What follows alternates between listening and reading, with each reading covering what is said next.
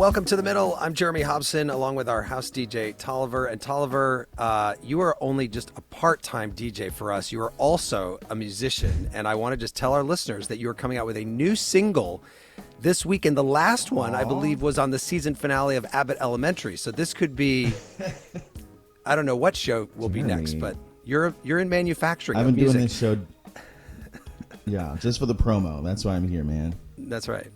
Well, if you look at the bottom of your laptop, Tolliver, you will see that it was made in China. So was mine. So we're about 70% of the laptops sold in the United States. And this week, President Trump had an event with Apple CEO Tim Cook, in which Cook promised that Apple would be pledging another $100 billion for U.S. manufacturing to try and bring more production to the United States. That's on top of $500 billion already pledged by Apple for the next few years. Now, I don't know which public radio volunteer is going to be keeping track of whether these pledges are fulfilled in the end, but they're being made right now. They're being made. A lot of promises from a lot of companies that don't want to get on President Trump's bad side. The U.S. manufacturing sector, though, used to account for about 20% of GDP. That was in the 1950s. It is 10% today, much lower than countries like China, Japan, Germany. And that is one of the stated reasons for President Trump's tariffs against other countries, to try and bring manufacturing back to the United States. So this hour, we're going to be asking if a re-industrialized America is still possible, and if it is, what it would look like for you. Our phone number is 844-4MIDDLE. That's 844-464-3353. Or you can reach out at listentothemiddle.com. We're going to get to that in just a moment. But first, last week on the show, we asked if crime is an issue where you live and what you want to see done about it. Here are some of the calls that came in on our voicemail after the show. This is Mike from Grand Rapids, Michigan. I have an issue about crime. I believe it's up because I've had my place broken into several times, and I've had things taken out of this house. Hello, my name is Kaylin. I'm from Philadelphia. Crime is usually due to poverty and mainly lack of funding for different types of programs. I always get different notifications of different crimes, and it's usually crimes that involve a teen or some sort of child, and it just makes me think like that probably wouldn't have happened if, say, that child was in some sort of after-school club or program. My name is Cody. I'm calling from Lexington, Kentucky. Police department is saying they need more officers. I think in at least some scenarios, they might not need more officers. They might need different officers. Well, thanks to everyone who called in, and you can hear that entire episode on our podcast in partnership with iHeart Podcasts on the iHeart app or wherever you listen to podcasts. So now to our topic this hour. Is a re-industrialized America filled with factories and well-paying manufacturing jobs still possible, and what would it look like for you? Tolliver, how can people reach us? Yeah, you can call us at 844-4MIDDLE. That's 844-464-3353. Or you can write to us, I'll go slow, listentothemiddle.com. And you can also comment on our live stream on YouTube. I'm checking them all, so please get those comments in, you guys. Joining me this hour, former Congressman Tim Ryan of Ohio. Congressman, welcome back to The Middle. Thank you for having me. And Elisabeth Reynolds is joining us as well, professor of the practice in the MIT Department of Urban Studies and Planning, an expert on manufacturing and industrial strategy. Elisabeth, welcome to you as well. Thank you so much. And before we get to the phones, Tim Ryan, you are a Democrat, not on the same page politically as the president, but what do you think about his goal of re-industrializing America and his methods of trying to accomplish that goal? Well, I think it's a great goal. I mean, I think it's, very much aligned with the goal of the Biden administration that they had about, how do we re-industrialize? How do we, kind of have an understanding that we're going to have to let go of some of those low-value jobs. We just can't keep up with those, but we should have an industrial policy in the United States that, tries to drive investment into the United States for the chip manufacturing, for the electric vehicles, the batteries, the high-end stuff. We should be doing that here in the United States. So I agree with the goal. I think it may end there.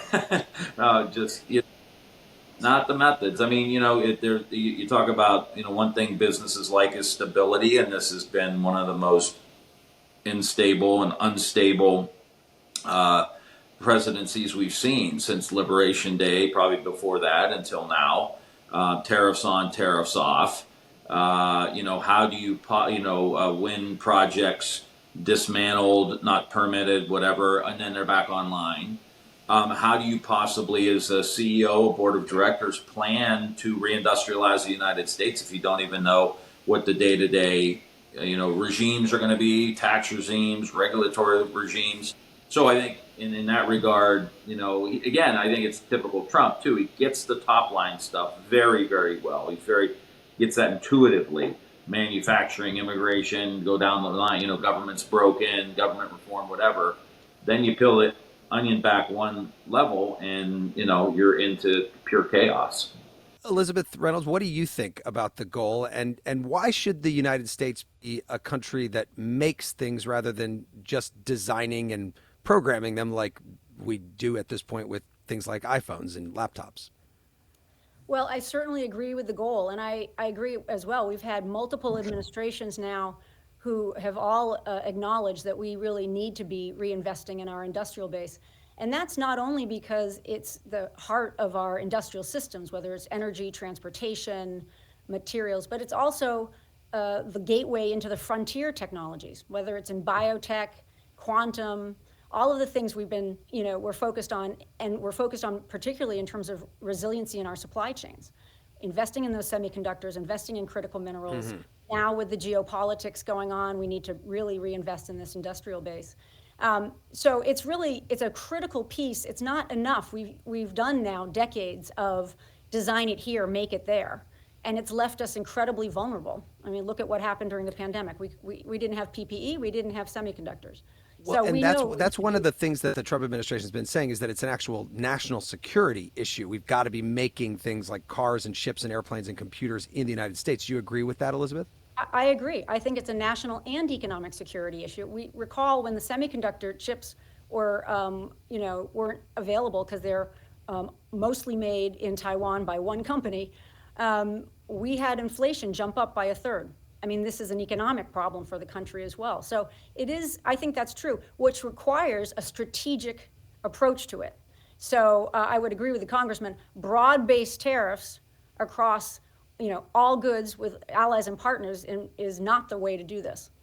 Not targeted. And what about the other thing that people would say a strong manufacturing base would bring, which is a stronger middle class? Congressman, when you look back at the last time there was kind of a golden age in manufacturing in the United States, it also coincided with a golden age of unions, which brought up the wages, and people were able to work in union factories and get good paying jobs. Now a lot of the companies that want to maybe build cars in the U.S. will go to a right to work state like Alabama or South Carolina, and does a manufacturing job necessarily mean a good paying middle class job? Well, it can, and I think in some ways it does now. I mean, I come from an area of the country in Northeast Ohio that it was literally a Bruce Springsteen song. I mean, there's a song called Youngstown, and so the Bruce Springsteens and Billy Joels who wrote about this stuff. Like, I was born in 1973, and so I watched this whole thing unravel.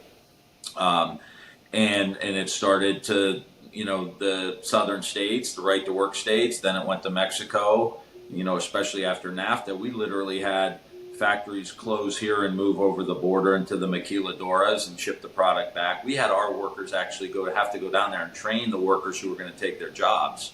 So that's why the trade issue and the unfairness issue is still in the DNA of a lot of Americans, especially in these kind of industrial states, whether you're in the Midwest, even the textiles down the Atlantic seaboard, even to some extent manufacturing and steel in the South, in some of those areas in Alabama, for example. So the idea of bringing these jobs back is a good one, and I think a noble one, and one we need to have. And I'll give you one example. So there's a battery plant that opened up in Lordstown, Ohio. Now, this is all perspective, right? So we had a General Motors plant that had 16,000 workers there, all United Auto workers. We had a Delphi plant that supplied that plant that had 12 or 13,000 workers there. They were all IUE, CWA, but all union. So you're talking just right there, 30,000 good-paying auto worker jobs in the late 60s, 70s into the 80s. Now these factories are closed, and there's a battery plant there. The battery plant now is a partnership with General Motors and I think LG Chem. There's about 2,000 auto workers there. They're making about 30, 35 bucks an hour, pretty good wage these days in manufacturing. So can you get these jobs back? Yes. And I think the Biden administration, and I've had some criticisms of the administration, but the thing they got absolutely right is the reindustrialization policies that they put forward. And that's why that factory's there. And then also being pro-union, it's a unionized shop. So, but the problem is there's only 2,000 of them there.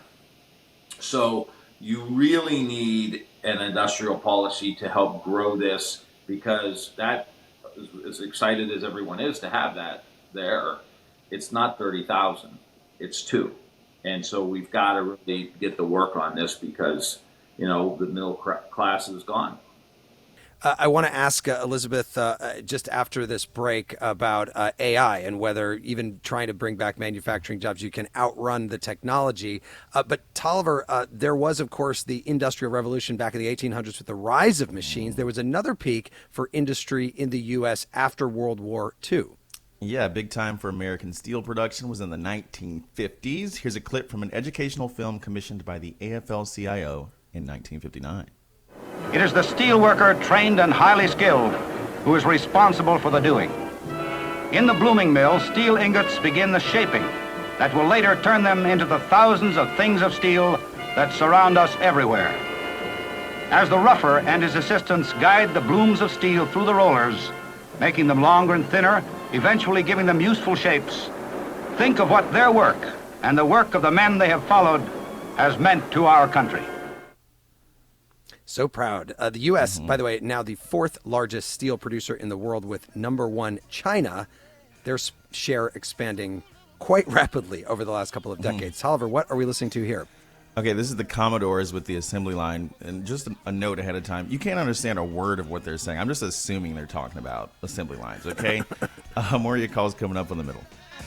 I once saw them, by the way, do Brick House in Champaign-Urbana, Illinois. Just want to say. Yeah. This is The Middle. I'm Jeremy Hobson. If you're just tuning in, The Middle is a national call-in show. We're focused on elevating voices from the middle, geographically, politically, and philosophically, or maybe you just want to meet in the middle. This hour, we're asking if a re-industrialized America is still possible, and if it is, what it would look like for you. Tolliver, what is the number to call in? It's 844-4MIDDLE. That's 844-464-3353. You can also write to us at listentothemiddle.com or on all social media. I'm joined by Elisabeth Reynolds, professor of the practice in the MIT Department of Urban Studies and Planning, and former Ohio Congressman Tim Ryan. The phone lines are lighting up, but before we get to them, Elisabeth Reynolds, I just want to ask you, do you think that even with all the right policy, we can outrun the technology right now that may be able to do the job better and cheaper than a person? Well, that question has been a perennial question through every wave of new technology. It was a few years ago, was the robots are coming, they're going to take all our jobs. Turned out not to be the case. And I think that the jury is out with AI in terms of its impact. But in the end, our challenge in the U.S. in manufacturing, we have 2 major challenges. One is that we're not adopting enough technology to actually compete in those industries that Congressman Ryan was talking about and bring that, a lot of this manufacturing to bear. And secondly, we don't have enough workers. And so can we find a way to use the technology to both, help us with a worker shortage and augment our workers so that they're more productive, and we're using more technology, to help advance in productivity, quality, yield, safety, all of those things. So I actually think AI is going to be a benefit to our manufacturing goals. And, we have to, as always, we have to be thinking about investing in our workers as well, and thinking about ways in which we support them through technological transitions like this. Let's get to the phones. Brad is calling from Pennsburg, Pennsylvania. Brad, your thoughts on whether America can be reindustrialized? No, I really don't think so. I've been involved with manufacturing for 20 years. I've worked for major machine tool builders. At this point, they're all out of business. There's no base to build machinery. The experts, like myself in service and engineering and design, I'm the last one left of my company that went out of business 20 years ago. Nobody is coming up to replace us, and everywhere I go, I see signs looking for people. They want machine designers. They want machine programmers. They want machine operators. You're going to need thousands of people that are just not interested in those positions. And there's no companies that can build the required machinery because they've all been sold off for pieces. Bridgeport, Is there, Carthage, as somebody, Monarch, Brad, who's been in the business for, as you said, you 20 years in manufacturing, do you see a solution? Do you see a way to bring manufacturing back to the United States in a big way? No, because everything's coming from overseas now. The castings, the computers, the bearings, the screws, all the components to build machines have to come from overseas. The Italian, German, Japanese, Chinese. There's no way you can import the volume that's needed, and they can just say no. They'll embargo this stuff, and they can easily put a stomp on it. And the tariffs have made service prices go through the roof in the past year. Mm-hmm. Brad, thank you for that call. Parts have tripled. Okay. Yeah. Thank you. Appreciate it. Congressman Ryan, what do you, sort of a down note from Brad, but somebody who's been in the industry for a long time? Yeah, I know a lot of guys like Brad who feel the same way. 20 years ago, 25 years ago, I guess, when I started in politics, I would tour those facilities, mom and pop, tool and die manufacturing shops and all that. And again, watch that unravel as well. I do think it would take, a continuation of an industrial policy. I think in the last few years, we kind of got the top line stuff right and the chip manufacturing stuff right, but we got to get into supply chains. We've got to get into how we regrow these industries. And again, getting back to maybe your first question, is like, this is where I'd really disagree with Trump, because it's really the culture now is, oh, Trump will put a tariff on, everything will be okay. Well, that's just ridiculous. That's not how it's going to work. It needs to be a policy, as Liz knows, because she's worked on this. How do we start with our kids in schools, K through 12, starting getting them prepared for jobs in these areas? How do we have, creative and imaginative public-private partnerships and programs, like the Manufacturing Extension Program, something like that, where you're actually helping regrow some of these industries. There are still some companies around. There's not a lot. We've lost a lot. But how do we help those companies grow and expand, and tax incentives and development and work, all that stuff? Like, I bet Liz probably has a plan she could hold up and say, here's how we would do it. So I'll let you go to Liz on that. But from my vantage point, you need the political will and the political leadership that's going to roll up their sleeves and do it, and bring government together to actually work, different agencies and all the rest. Tax incentives and all in investments and private sector needs to be a part of that as well. And then get the political will to do it. But you got to have a plan. Well, and I'm sure we're going to get to Liz's plan in this hour. Let me first, though, go to Barbara. I feel like we're to debate, Jeremy, and Liz has a plan. But you guys agree on a lot of things. I'm ready. Ready. Okay, Barbara is calling from Pueblo, Colorado. Barbara, your thoughts? So I'm kind of on the fence with this. My thoughts are, yes, if we're bringing jobs that are in Europe or in Canada or in Australia or in any of the countries that have a standard of living commensurate to ours, yes, that's probably a good thing for us. If we're bringing jobs from countries where they are paying their workers pennies on the dollar to make goods for us, and we're bringing those industries back to the U.S., and our people are going to want to have decent living wages, and then the costs of all those items are going to go skyrocketing in the stores to us. So that's my thought.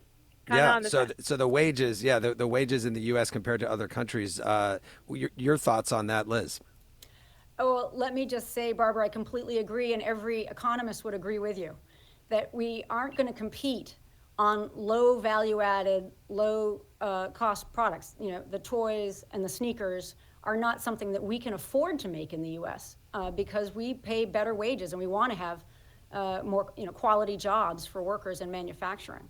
But having said that, I want to also be clear, like when we talk about bringing it back, we're actually building in a different way. We're not going to, the way you make semiconductors in China is not how we're going to make them in the US. And what our secret sauce is our innovation and our technological capabilities. So we are doing things in a different way. And in many of these areas, we can actually leapfrog today's technology and do it better and more efficiently and more, and again, higher quality paid jobs. That's the goal.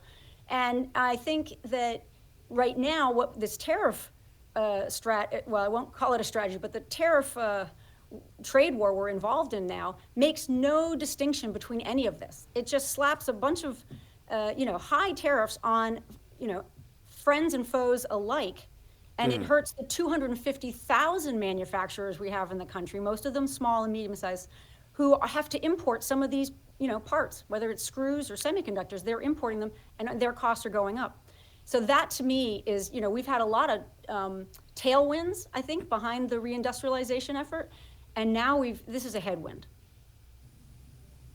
Mm-hmm. And by the way, the effective average tariff rate, this is from today in the Wall Street Journal, on all imported goods now stands at roughly 18% versus 2.3% last year. That's the highest level since the 1930s. This is according to the Wall Street Journal.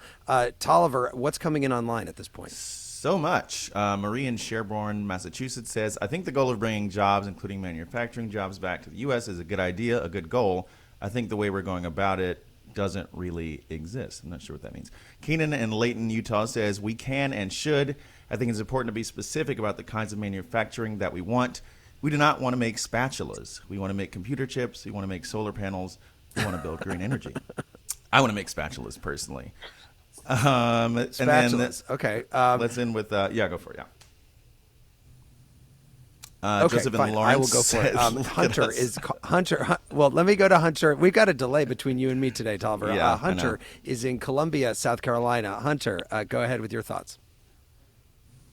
Yeah, I mean, I'm growing up here in Columbia, South Carolina all my life, and the state seems to be a haven for manufacturing.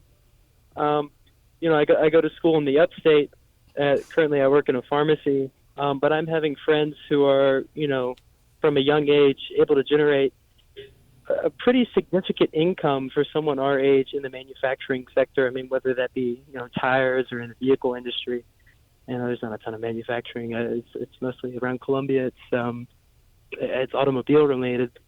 So I guess my question would be, I mean, how much planning are we putting, I guess, especially with President Trump being in power, is this manufacturing kind of revolution? I mean, is it going to be, the good old South, right to work state kind of way, or, I guess that's the way Trump would have it, but, or is someone else going to be kind of leading this charge to increase wages? I'm going to take that question to the congressman, but let me just ask you this, Hunter, just before you let you go. It sounds like you're pretty young and you've got a lot of young friends who are getting into this industry. Do they feel like this is the career that they want, that this is going to give them the good paying jobs for the rest of their life that they're interested in? Absolutely. I would think so.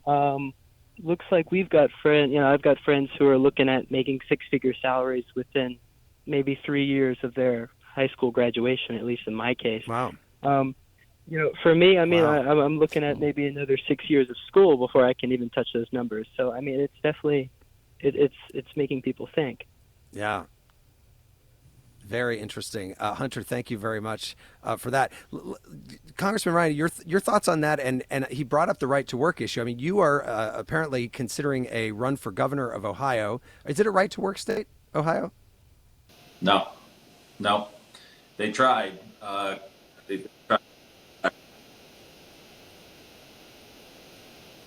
mean, it's always a concern for those of us who are in the North or in the Midwest. That's always a concern in the competition for our state economic development offices to have to compete with that. Fortunately, there's other aspects of growth and investment that companies make.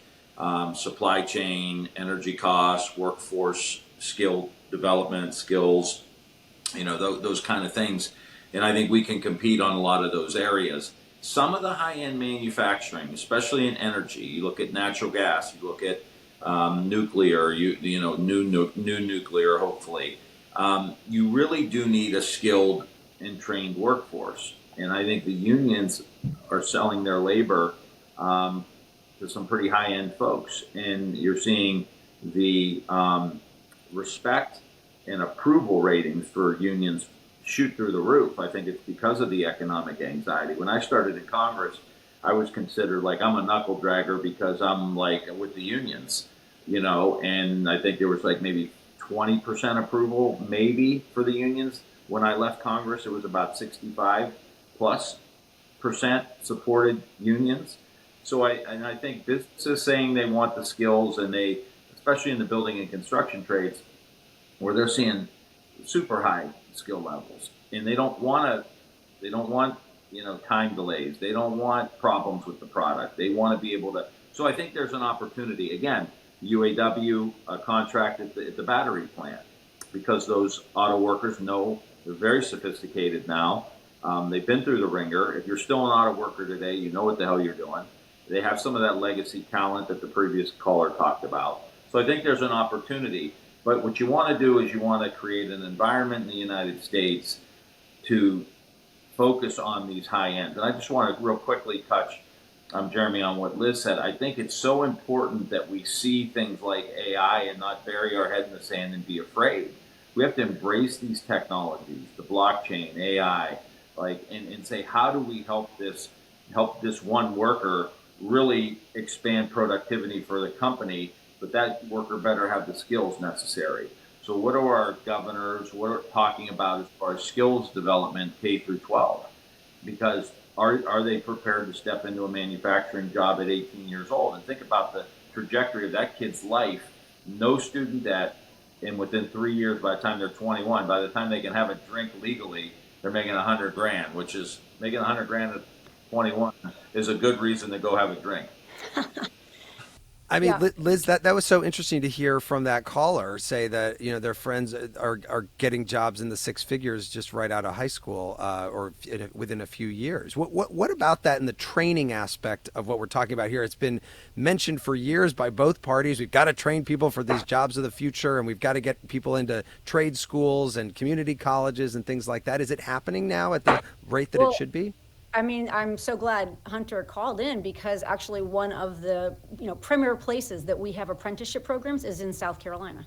They have really developed this incredible pipeline that goes from the high school, community college into BMW and other employers down there, and it's a real model. So we have great models of how to do this. We don't have them at scale yet, and I think that the Biden administration, the Trump administration is continuing a focus on apprenticeship as a model that really works. What we see now, and this is some work MIT's been doing about how do we combine the skills you get sort of from a vocational training with some of the skills you get as an engineer, and how do we put those together? Because that's the kind of skills you need now in the manufacturing space. This is advanced technology, and the next generation actually is really comfortable with technology, interested in working with it, and that I think is a virtuous cycle. If we can get them involved in that, then we bring the skills, and we also bring new technology into the firms, because when you invest in new technology, you invest in your workers, et cetera. So I think that we do have great models for how to do this. We don't have it at scale yet. The other thing I do a shout out is to the Department of Defense. They have been working for over a decade on workforce issues, because they have been aware of this shortage in manufacturing, right? It's in submarines, it's in all sorts of areas of our defense area. So they've been investing in a lot of programs and partnerships that we can learn from. But it is a key challenge, is how do we get the next generation? How do we keep this generation in as long as we can? Because as we heard earlier on, we've got an aging workforce and we're losing a lot of people. How do we bring the next generation in? And I think that we're competing against, if you've got Amazon paying $25 an hour, you better be meeting that. Yeah. Stand by. I want to just remind our listeners you can call us at 844-4MIDDLE. That's 844-464-3353, or reach out at listentothemiddle.com. Tolliver, American manufacturing actually peaked in terms of raw jobs numbers in 1979. It has been declining, that number, ever since. Yeah, and during the 80s, it was pretty hard to follow the news without hearing about a factory closing down. Listen to this clip from a 1983 WMC Action News report in Memphis, Tennessee. One of Memphis' oldest and most important manufacturing plants is shutting down. International Harvester announced today it will close its Memphis plant on May the 1st. Harvester says the decision is final. There is no chance of the city making another effort to save the 36-year-old plant. International Harvester says it has lost so much money in its agricultural equipment division, it must close the Memphis plant. Mayor Hackett was one of the first to learn of Harvester's decision today. After meeting with IH officials, he held a news conference at City Hall. The agribusiness is so poor in this country that they could survive no longer. By the way, after a number of acquisitions over the years, what's left of International Harvester is now part of the German company Volkswagen.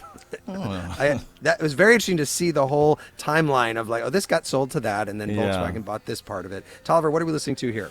This is Iggy Pop with Mass Production. This song is known as like one of the first industrial songs, that genre of industrial music. But to Iggy, he says it sounds like James Brown, and he is wrong. More of your calls coming up on The Middle. This is The Middle. I'm Jeremy Hobson, and this hour we're asking if a re-industrialized America is still possible and what it would mean for you. You can call us at 844-4MIDDLE. That's 844-464-3353, or you can reach out at listentothemiddle.com. I'm joined by former Ohio Congressman Tim Ryan and Elisabeth Reynolds, a professor of the practice in the MIT Department of Urban Studies and Planning, and a lot of calls on the line. Let's go to Mark, who's in Houston, Texas. Mark, go ahead with your thoughts. Hi. Thanks for taking my call. I don't think the industrialization will happen unless you can get somehow the stockholders, the people who are just really focused on the profit of a company, to sacrifice some of those profits in order to turn around the manufacturing business in this country. The people who are invested in profit will undermine some of our efforts because they want their companies to go ahead and find the cheapest labor, find the cheapest goods, find the cheapest way, and that's probably going to be, for the most part, outside of the United States. And so unless you can incentivize them to not look for the greatest profit, I don't know how I think all of our efforts will be undermined by a coalition of stockholders, CEOs, anyone who has an interest in seeing a company make a profit. I don't know how it's going to happen because there's just got to be some incentive for them to give up on that. Right.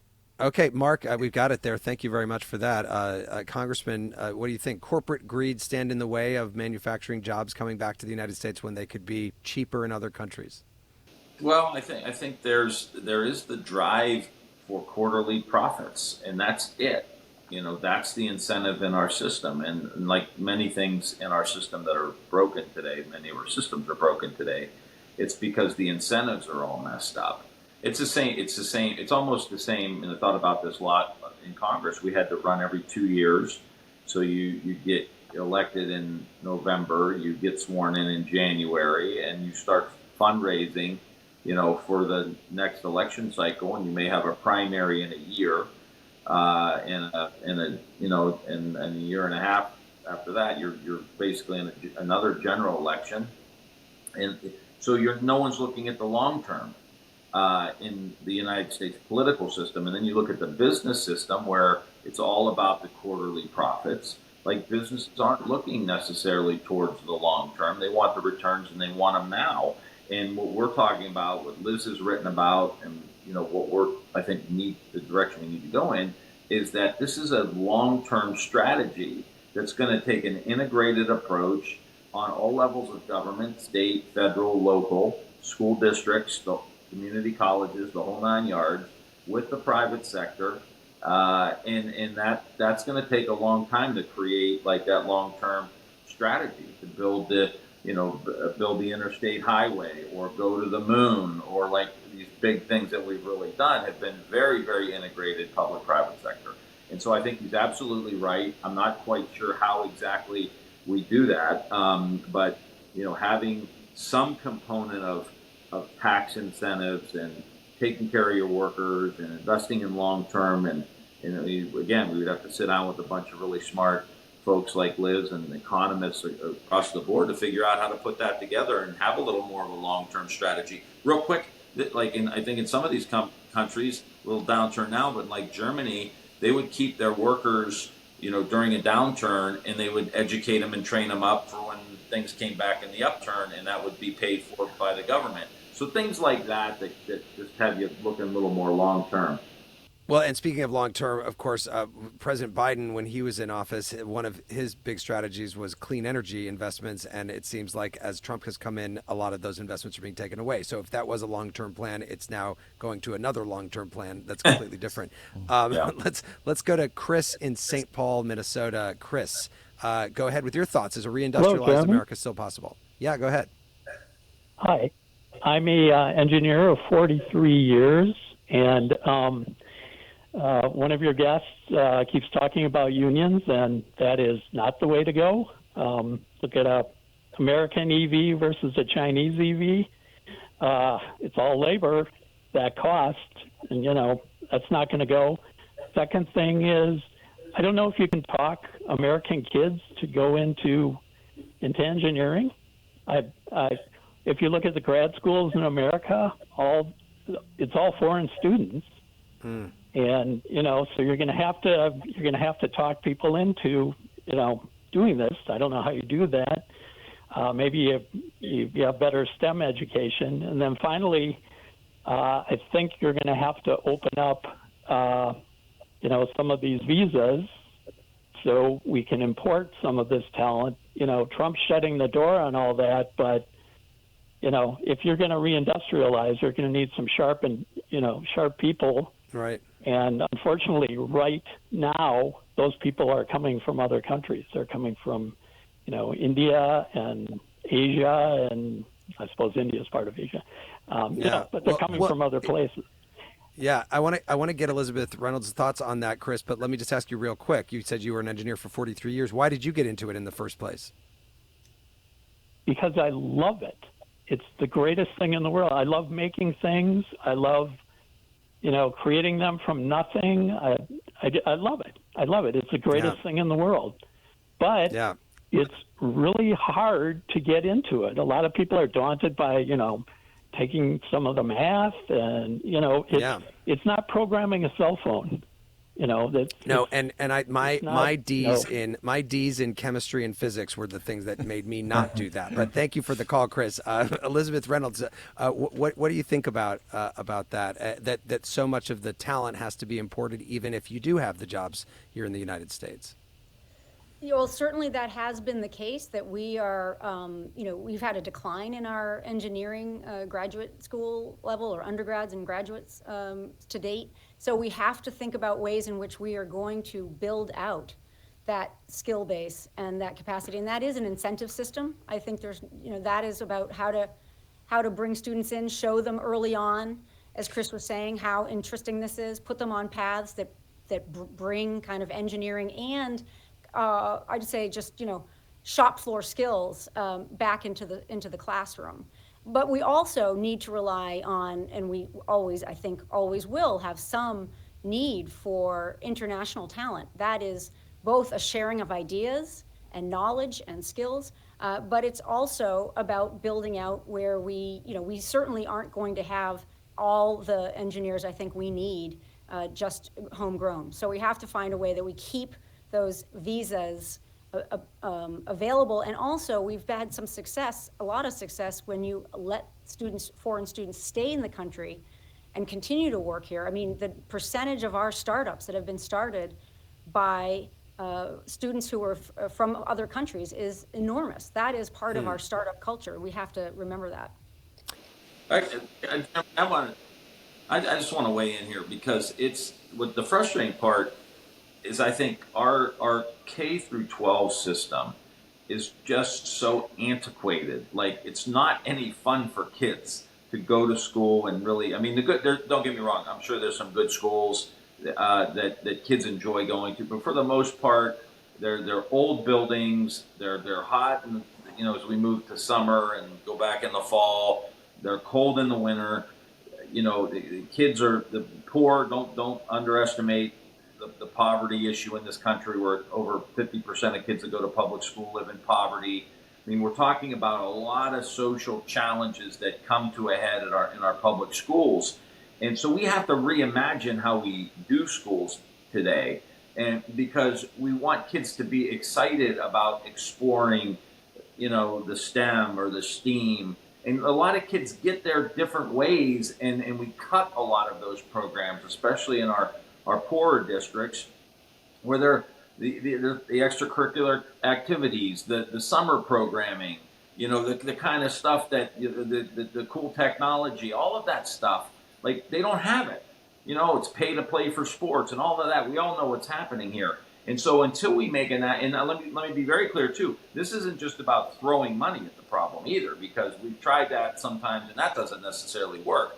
But it's about a comprehensive approach to how are we going to reimagine educating our kids. They're in trauma, their prefrontal cortexes aren't functioning because they're in trauma, so they're in fight or flight mode, which cuts off your prefrontal cortex. Their diets aren't great.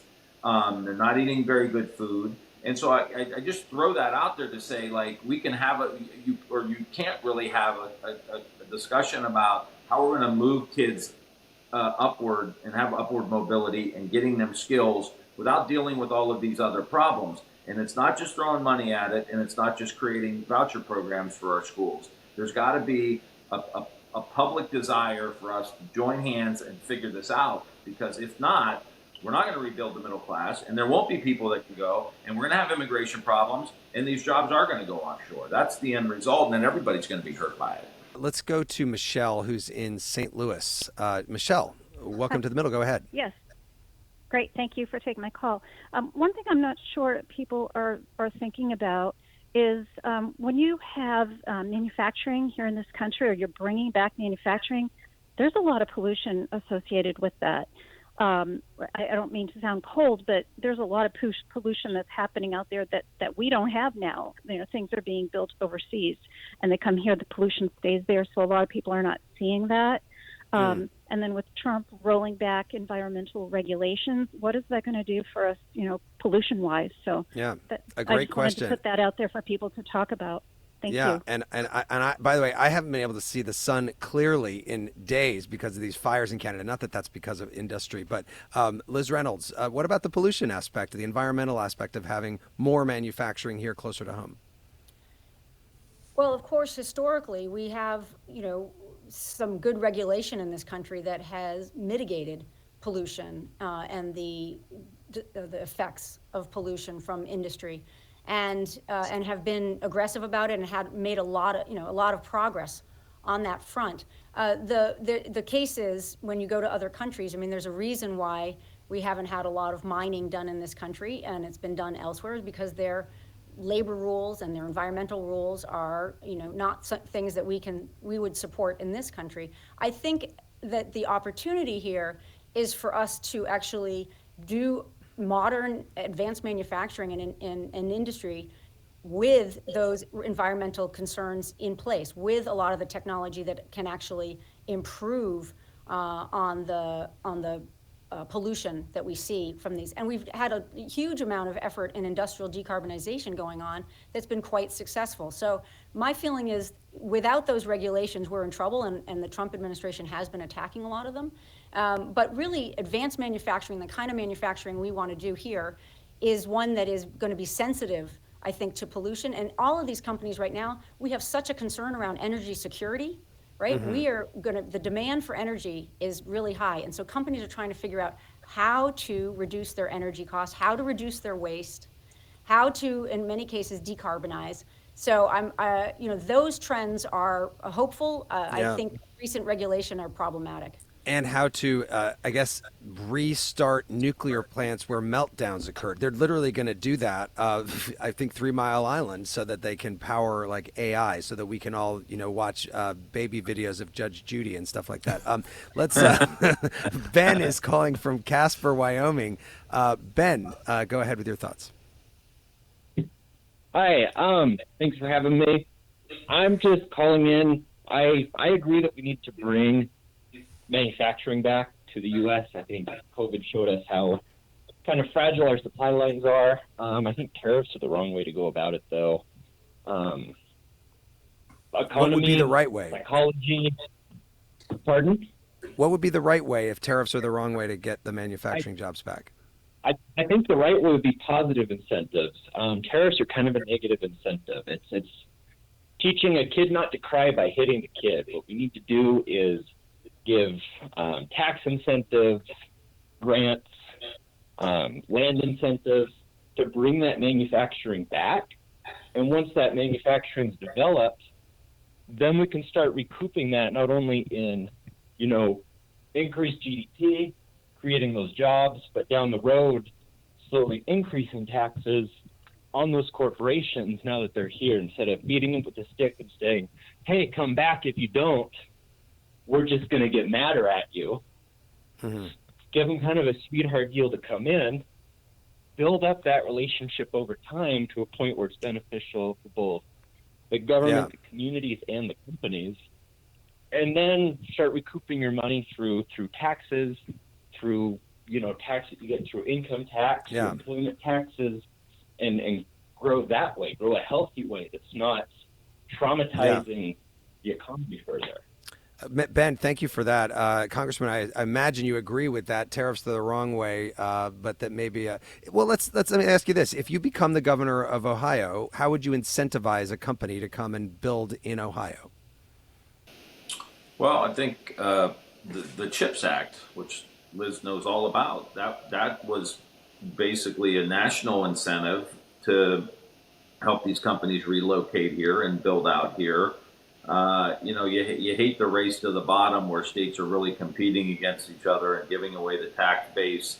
But I think a lot of it's going to have to do, in Ohio, we got water, we got energy, those will be big incentives, is workforce. Like if you have universities that can do the research, which we do here in pretty good numbers, and you've got the workforce, I think it becomes a magnet for all of the kind of things that we talked about today, where we don't have the workers and, how are we going to do this?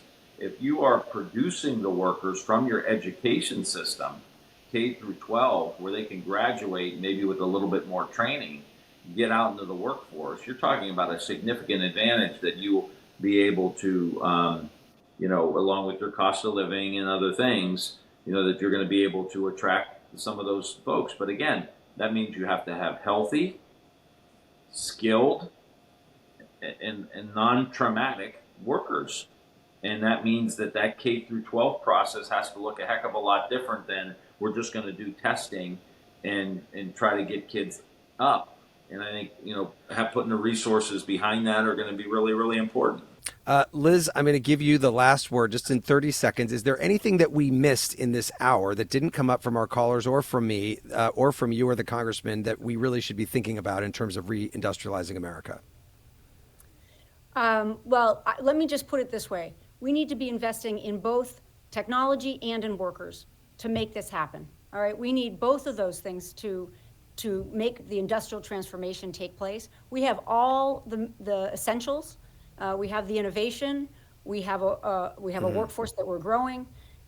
We have demand now. We have a lot of agreement that we need a stronger defense industrial base. We need critical minerals, the semiconductors, energy, all of that.